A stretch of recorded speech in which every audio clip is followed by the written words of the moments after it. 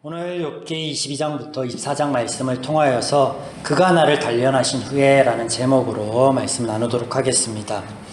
엘리바스의 세 번째 논지입니다. 4절 하나님이 너를 책망하시며 너를 신문하심이 너의 경건함 때문이냐?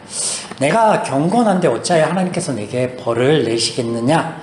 라는 의미로 욥의 주장대로 그의 행위가 옳다라고 하면 하나님께 벌을 받지 않을 것이다. 하나님께서 벌을 내리지 않았을 것이다 라고 엘리바스는 지금 주장하고 있습니다. 이제 이어지는 그의 말을 보시면 이런저런 죄악 중에 욥이 하나라도 어긴 것이 분명히 있을 것이니 그 중에 하나를 찾아보라 라는 의미에서 말들을 이어갑니다. 이것이 6절부터 11절까지인데 보실까요? 까닭없이 형제를 볼모로 잡으며 헐벗은 자의 의복을 벗기며 목마른 자에게 물을 마시게 하지 아니하며 줄인 자에게 음식을 주지 아니하였구나. 권세 있는 자는 토지를 얻고 존귀한 자는 거기에 사는구나. 너는 과부를 빈손으로 돌려보내며 고아의 팔을 꺾는구나. 그러므로 올무들이 너를 둘러있고 두려움이 갑자기 너를 엄습하며 어둠이 너를 하여금 보지 못하게 하고 홍수가 너를 덮었느니라. 엘리바스의 이런 접근 방식이 마치 이렇습니다. 털어서 먼지 하나 안 나오랴. 억지스럽죠? 억지스럽습니다. 이런 그의 억지의 결론은 지금까지와 다르지 않죠. 29절 사람들이 너를 낮추거든 너는 교만했노라 말하라. 하나님은 겸손한 자를 구원하시리라. 사람들이 내게 묻거든 교만하였습니다 라고 대답을 해라. 그렇게 겸손하여지면 하나님께 구하면 하나님이 너를 건지실 거야 라고 말하고 있습니다.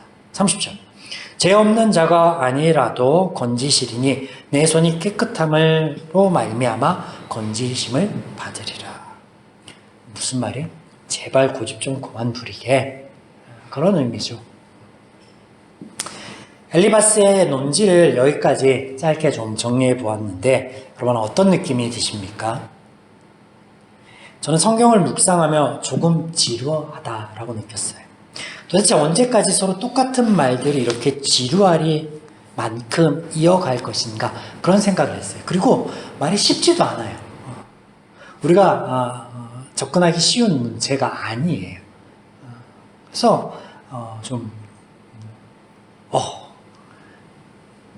그런 느낌이었어요. 엘리바스의 욥에 대한 정죄함의 근거는 무엇이었죠? 경험이었습니다. 경험. 세 친구들 중에 제일 연장자였던 그는 그의 오랜 삶에 축적된 경험을 근거로 자신의 논지를 펼치고 있습니다. 또 이것으로 욥의 회개를 촉구하고 있죠. 이게 첫 번째, 두 번째, 지금 세 번째 논지까지 이어지고 있습니다. 여기에 대항하는 욥의 말은 또 그간의 말과 다르지 않죠. 이미 우리가 아는 것과 같습니다. 욥의 삶의 고통 앞에 놓지 못하고 있는 의문, 계속해서 반복하여서 등장하는 것. 도대체 내가 무엇을 잘못하였기에 오늘 하나님께서 나를 이렇게 대하십니까? 이 질문에서, 이 카테고리에서 벗어나지 못하고 있죠. 엘리바스의 주장의 근거가 그의 경험이라고 하면 지금 이런 욥의 주장의 근거, 욥의 의문의 근거는 무엇이냐? 경건입니다. 경건. 뭐냐면 나는 하나님과 사람 앞에 범죄한 것이 없다. 이렇게 볼 때 이 둘의 근거하고 있는 주장으로 볼 때 틀린 것 같지 않아요. 그렇게 벗어난 것 같지 않아요. 하나님 앞에 경건을 말하고, 내가 하나님 앞에, 내가 하나님 앞에 경건을 했어요. 하나님을 부인하거나 대적하지 않았어요. 사람들을 괴롭힌 적이 없어요. 선하게 대했어요. 그렇게 주장하는 게 나빠 보이지 않습니다. 그리고 엘리바스의 주장, 하나님 앞에 자신을 낮추는 자가 하나님이 그 은혜를 입을 거다. 틀린 말이 아니에요. 그렇잖아요. 제가 계속 지금까지 틀렸다라고 하다가 갑자기 틀리지 않다라고 하니까 눈이 동그래지시는데, 띄워놓고 보면 그렇게 틀려 보이지 않습니다. 그러나 성경에서는 그 둘이 모두 틀렸다라고 말씀하세요. 그 이유가 뭐냐라는 거예요. 이 이유에 대해서 좀 살펴보려고 이런 이야기를 꺼낸 건데, 엘리바스의 주장에 근거가 되는 경험이나 욥의 주장에 근거가 되는 이 경험이나 경건이 모두 모호하다라는 거예요. 기준이 될 수도 없고 더 나아가 누군가를 정죄할 수 있는 척도가 될 수 없다라는 거예요. 왜냐면 상대적인 거잖아요. 경험도 상대적인 거고 경건도요. 어떻게 보면 상대적인 거예요. 그래서 우리가 어떤 기준을 잡고 이게 경건이야 라고 말할 수 없는 거예요. 그렇지 않나요? 여러분 한번 그 면밀을 좀 한번 신앙의 면밀을 한번 살펴봐요. 기도하는 사람이 경건한 사람이다. 꼭 그렇게 말할 수 없는 거예요. 말씀만 강조하는 사람이 경건한 사람이다. 또 그렇게 말씀할 수 없는 거죠. 그렇지 않나요? 자, 그러니까 성경 안에서 한번 좀 볼 필요가 있는데 마태복음 6장에 보시면 예수님의 가르침 중에 외식에 대한 대목이 등장하는데 첫 번째는 구제이고 두 번째는 기도이고 세 번째는 금식인데 여러분 누군가를 돕는 게 선하고 좋은 일인가요? 아니면 나쁜 일인가요? 또 나아가 기도하고 금식하는 게 선한 거예요? 그렇지 못한 거예요? 그럼 어떻게 대답할 수 있을 것 같아요? 우리의 대답은 분명합니다. 선한 거예요. 좋은 거예요. 누군가 돕는 거, 구제하는 거 좋은 일이지 왜 좋지 않아요? 하나님께 기도하는 거 선하고 좋은 일이잖아요. 그게 왜 좋지 않은가요? 그런데 여기 예수님의 가르치심을 보시면 6장에 전혀 다른 말씀하고 계세요. 2절. 그러므로 구제할 때 외식하는 자가 사람에게 영광을 받으려고 회당 거리에서 하는 것 같이 너희 앞에 나팔을 불지 말라. 진실로 너에게 이르노니 그들은 자기 상을 이미 받았느니라. 5절. 또 너희는 기도할 때 외식하는 자와 같이 하지 말라. 그들은 사람에게 보이려고 회당과 큰 거리 어귀에 서서 기도하기를 좋아하느니라. 내가 진실로 너희에게 이르노니 그들은 자기 상을 이미 받았느니라. 16절. 금식할 때 너희는 외식하는 자들과 같이 슬픈 기색을 보이지 말라. 그들은 금식하는 것을 사람에게 보이려고 얼굴을 흉하게 하느니라. 내가 진실로 너희에게 이르노니 그들은 자기 상을 이미 받았느니라. 어떤 이유에서 예수님께서 그들이 하는 선한 일들을 하지 못하게 하고 계시죠? 예수님이 말리시는 근거를 지금 읽어드렸던 본문 안에서 무엇으로 찾을 수 있습니까? 외식입니다. 외식. 그럼 외식은 무엇일까요? 남에게 보이려고 하는 것? 그렇다면 한 번 더 질문해 보겠습니다. 남에게 보이지 않게 하는 것. 그러면 그것은 외식이 아닌가요? 누군가를 돕되 도움을 받는 사람이 알아채지 못하게 하면 그러면 되는 건가요? 만약에 그렇다고 한다면 외식이 남에게 구제를 하고 도와주는데 그 사람이 알아채지 못하게 하는 것, 그게 외식하지 않는 길이라고 한다면, 만약에 그렇다면 예수님께서는 왜 많은 사람을 위하여 십자가 지실 것을 그렇게 많이 말씀하셨습니까? 왜 그렇게 많이 떠드셨어요? 복음서에서 수차례, 아니 예언서에서 통해서 무슨 말씀을 드리고자 하냐면 본질적인 접근이 필요하다라는 거예요. 본질적인 접근. 본질이 뭐예요? 우리의 마음이에요. 우리 마음. 기준이 하나님과 죄이고 본질은 그 기준을 가지고 행하는 우리의 마음이에요. 마음. 그래서 구제를 하고 기도를 하고 금식을 하는 거에 기준이 하나님의 것, 하나님의 마음, 하나님의 기준이고 그런 우리의 마음으로 그게 본질이 되어 산다면 그건 선하고 아름다운 거예요. 그래서 하나님의 마음과 기준으로 한다면 그것은 어떤 형태로도 삶 가운데 드러나는 그 모든 것이 선하고 좋은 것인데 반대로 제 마음과 기준으로 한다면 그것은 어떤 형태로 삶에서 드러나듯 그것은 악하고 나쁜 거라. 본질적인 이야기를 하고 있다라는 거예요. 본질적인 이야기. 바로 엘리바스와 욥은 인간의 삶의 본질적인 문제가 되는 뭐에 대해서 알지 못한다라는 거예요. 죄에 대해서 알지 못한다라는 거예요. 죄에 대해서. 그러니 그들이 기준 삼는 모든 것들이 모호할 수밖에 없는 거예요. 사단의 고발과 도전으로 시작된 이야기에서 사단을 빼고 보니 그들 이야기가 계속하여 결론짓지 못하고 곧도는 겁니다. 심지어 우깁니다. 결론이 안 나니까 내가 오라 무조건 수긍해. 먼지 날 수 있잖아, 털어서. 그런 거 그렇게 가는 거예요. 박영선 목사님께서 욥기에 강해를 하시면서 이 대목에서 죄에 대해서 이렇게 말씀하십니다. 죄는 형태나 규칙이 있는 것이 아닌 경향성을 띈다. 앞서 말씀드린 이 기준, 본질, 그런 말씀이죠. 가변적이라는 거예요, 죄는. 변한다라는 거예요. 그러나 변하지 않는 게 있어요. 죄의 본질로서, 죄의 본질, 변하지 않는 죄의 본질. 죄의 형태도 우리 삶 가운데요, 얼마든지 가변적으로 변할 수 있는데, 그런데 그 죄의 본질, 변하지 않는 이 죄의 본질이 있는데 그게 뭐냐면 하나님과 다르다라는 거예요. 하나님의 마음과 하나님의 기준과 다르다라는 거. 이건 변하지 않아요.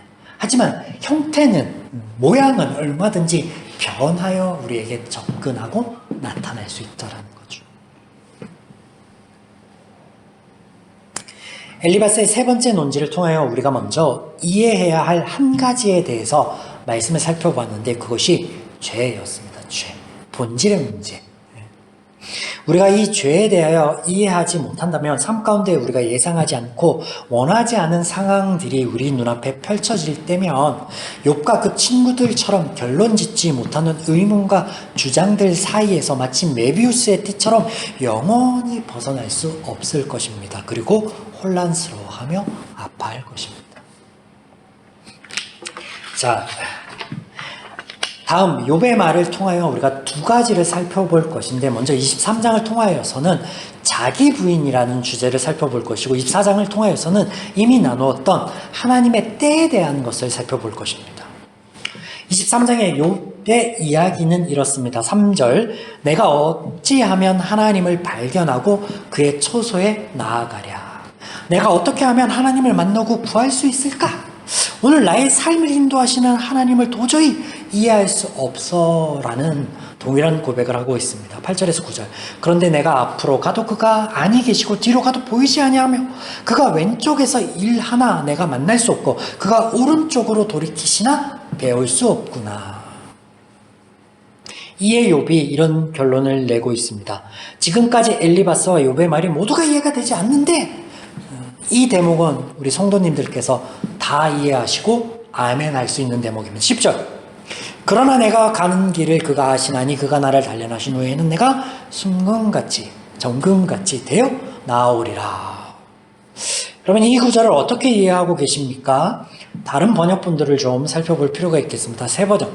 하나님은 내가 발 한 번 옮기는 것을 다 알고 계실 터이니 나를 시험해 보시면 내게 흠이 없다는 것을 아실 수 있으련마. 쉬운 성경. 그러나 그분은 내가 가는 길을 아시니 그분이 나를 시험하신 후에 내가 정금같이 되겠지. 공동 번역입니다. 그런데도 그는 나의 걸음을 낱낱이 아시나니 털고 또 털어도 나는 순금처럼 깨끗하리라.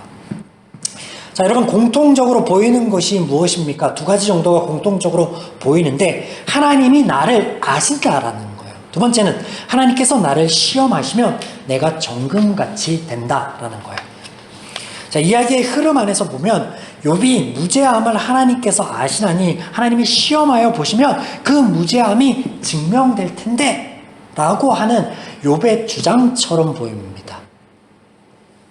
욥의 드라마, 욥기의 드라마, 펼쳐지는 시국 안에서는 이렇게 보인다는 거예요. 그러나 앞서 22장을 통해서 본질에 대해서 우리가 이야기를 나누었잖아요. 욥과 세 친구들이 보지 못하는 죄에 대해서 하나님께서 말씀하고 계신다라는 것을 등장하진 않지만, 한 번도 말씀하지 않지만 우리가 볼 수 있었잖아요. 엿볼 수 있었잖아요. 마찬가지 이 희곡을 쓰고 계신 하나님께서 저자이신데 지금 이 욥의 대사를 통해서 우리에게 알려주시고 보여주시고자 하는 것이 있는데 그게 뭐냐면 욥의 주장과 같이 욥의 무죄함이 아니라는 거예요. 무죄한 사람이 어디 있어요? 하나님께서는 이미 창세기에서 모든 사람이 죄인이다라고 선포하시고 이 이야기를 끌어가시고 있습니다. 그래서 욥의 그 대사, 그 장면을 통해서 우리에게 알려주시는 건 뭐예요? 10절 그 알려주시고자 하시는 것, 우리를 안다라는 것. 창조주시니까 모를 수가 없죠. 그런데 원어에서는 특별히 이 단어를 특별한 단어, 특별한 표현을 쓰고 계시는데 여기 알다라는 단어는 원어 야다입니다. 야다. 이 단어는 아주 특별한 단어라고 말씀을 드렸죠. 결혼한 이들이 서로를 아는 것 같이 배우자가 나에 대해서 알고 내가 배우자에 대해서 그 속속들이 아는 것 같이 전 인격적으로 안다라는 것으로 물론 여기에는 경험을 통해 알을 동반하는 것입니다. 그래서 지식을 넘어서 살을 부대끼면서 삶을 통해서 알게 되는 모든 알의 총체를 의미하는 단어인데 모든 번역본에서 나의 길이라고 표현한 이 단어도 살펴볼 필요가 있는데 사실은 이게 나의 길이 아니라 동행이에요. 동행이라는 단어예요. 동행. 내 모든 것을 아시는 하나님께서 나와 동행하심을 통해서 그 동행하심이 나를 앞으로도 좌로도 우로도 이끌고 가시고 계실 텐데 그 하나님의 이끄심을 통해서 내가 어떻게 정금과 같이 되어질 것이다 라는 것을 우리에게 보여주시는데 자 그렇다면 여러분 정금이란 뭐예요? 순금이란 뭐예요? 정제된 금, 즉 불순물이 모두 제거된 순도 99.99%의 금을 의미합니다. 그렇다면 지금까지의 이야기의 흐름 안에서 하나님의 이야기의 흐름 안에서 욥이라는 희곡의 대사가 아니라 하나님의 이야기의 흐름 안에서 무엇을 의미하는 거예요? 우리에게 제거되어야 될 불순물이 뭔데? 죄. 하나님과 동행하고 있으면서도 앞으로 가도 하나님이 보이지 않는다라고 하고 못 보는 거니까 우로 가도 하나님이 안 계신 것 같고 좌로 돌이키는데도 하나님께서는 여전히 날 만나주시지 않은 것 같은 뭐에 사로잡혀? 죄에 사로잡혀 하나님을 볼 수 없고 하나님을 이해하지 못하고 하나님의 말씀을 들을 수도 없는 그 상황을 하나님께서 우리를 동행하여 주시고 하나님을 알려주시고 우리 삶 가운데 말씀하여 주심을 통하여서 불순물이 제거될 그때에는 순도 99.99%의 순금, 정금이 돼서 내가 그제서야 하나님을 바라보고 하나님을 이해하고 하나님을 찬양하게 될 것이다 라는 것을 우리에게 넌지시 하나님께서 알려주시고 계시는데 동일한 고민 안에서 이런 하나님에 대한 만남과 알을 통해서 아삽시의 후반부가 바뀌었음을 지난주에 보았죠. 하나님께 가까이 함이 내게 복이라 내가 주 여호와를 나의 피난처로 삼아 주의 모든 행적을 전파하리라. 어떨 때 내가 하나님의 전에 하나님께 나아가 그 하나님을 경험하고 깨닫고 알고 보았을 때 마찬가지 욥 또한 같은 고백을 하게 될 텐데 42장 3절에서 5절에 이렇게 고백하게 됩니다. 나는 깨닫지도 못한 일을 말하였고 스스로 알 수도 없고 헤아리기도 어려운 일들을 말하였나이다. 그러나 이제 나는 나의 눈으로 주를 배웠나이다 라고. 사랑하는 여러분, 이것이 자기 부인입니다. 날마다 자기를 부인하고 자기 십자가를 지고 나를 쫓을 것이라. 우리의 마음 가운데 우리가 기준 삼고 있는 것 가운데 하나님의 것, 하나님의 말씀, 하나님의 기준, 하나님의 마음에 아닌 것들이 있다면 그것을 하나님의 말씀을 받아들임으로 하나님과 동행하는 우리의 삶 가운데 제거시키는 것, 이게 자기 부인이에요. 내 십자가를 지고 하나님의 말씀 안에 동행하는 삶. 그러나 자기 부인이 우리 삶 가운데 우리의 마음과 생각 안에서 편만한 죄를 제거하는 것이 결코 쉽지 않다라는 거예요. 때문에 다음 24장의 욥의 말이 하나님의 때에 관한 것으로 이어져요. 쉽지 않아요. 그것을 기다리는 것이. 1절 어찌하여 젖는 자는 때를 정해놓지 아니하셨는고 그를 아는 자들이 그의 날을 보지 못하는고. 하나님께서 마치 때를 정해놓지 않은 것과 같다라는 거예요. 하나님의 때가 보이지 않는다라는 거. 이렇게 하나님의 때를 알지 못하여 답답함을 호소하는데 이 호소가 어떻게 이어지냐면요.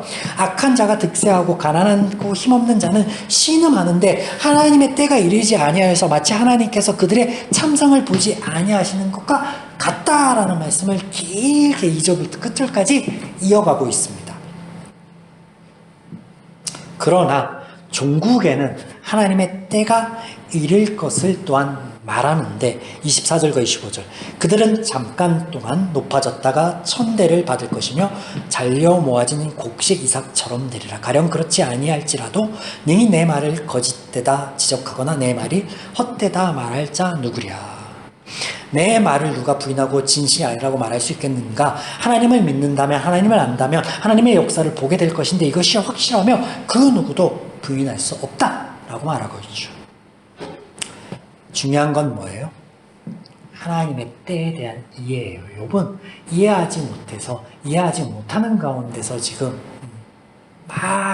말들이 하나님께 고백인 것처럼 보였다가 원망인 것처럼 보였다가 막 이렇게 굴곡을 치는데 뉘앙스가 그래 보면. 그런데 욥기 16장 말씀을 나누며 헛된 말이 어찌 끝이 있으랴. 하나님의 때에 온전하신 하나님을 하나님을 알게 하시고 깨닫게 하실 때 그 하나님을 만날 때 비로소 이와 같은 죄인의 탁상 공론이 끝날 것에 대해서 우리가 말씀을 나눌 때 그 누구보다도 나를 아시는 하나님께서 내가 생각하는 최선이 아닌 하나님 안에 있는 최선을 내게 주실 것임을 약속하고 계시다라는 것을 말씀으로 나누었는데 이게 하나님의 때예요. 하나님의 때가 뭐냐? 내가 생각하는 최선이 아니라 하나님 안에서 최선의 것을, 최선의 결과를 가져와 우리에게 누리게 하시고 위로케 하시고 회복케 하실 그 하나님의 역사하시는 때, 시기, 순간, 그게 하나님의 때라는 거예요. 그리고 오늘 욥의 고백처럼 하나님의 때가 언제인지 응답하실 때 신원하여 주시고 회복하여 주시는 그 때가 언제인지 알지 못하나 분명한 것은 하나님이 정하신 그 때가 우리 각 사람에게 최선이라는 것은 잊지 마시기 바랍니다. 사랑하는 여러분, 죄는 우리로 하여금 하나님에 대하여 두려운 마음을 들게 합니다. 아담이 선악과를 따먹고 하나님을 두려워하여 숨은 것처럼, 그래서 하나님의 말씀을 대할 때면 그 정죄감 때문에 우리 삶을 바라보는 우리 일반인들보다 더 두렵거나 억울할 수 있습니다. 욥의 고백처럼 내가 앞으로 가나 하나님을 볼 수 없고 좌로우로 돌이키나 만날 수 없다라고 고백할 수 있습니다. 마치 우리 삶의 아픔 가운데 하나님이 잠잠하신 것만 같이 느껴질 수도 있습니다. 그러니 오늘 말씀 안에서 완전하시고 온전하신 하나님의 음성을 들으십시오. 하나님께서는 우리를 정죄하시는 분이 아니라 우리를 위해 오늘도 역사하고 계신 분이십니다. 하나님의 때, 우리에게 가장 좋은 그 순간을 위하여 그 하나님의 일하심의 결과를 우리는 반드시 누릴 수 있게 될 것인데, 하나님의 때를 기다리는 우리의 마음이 믿음 안에 그 기다리는 시간조차도 은혜이기를, 그 은혜를 덧입는 시간이기를 주님의 이름으로 간절히 축원드립니다.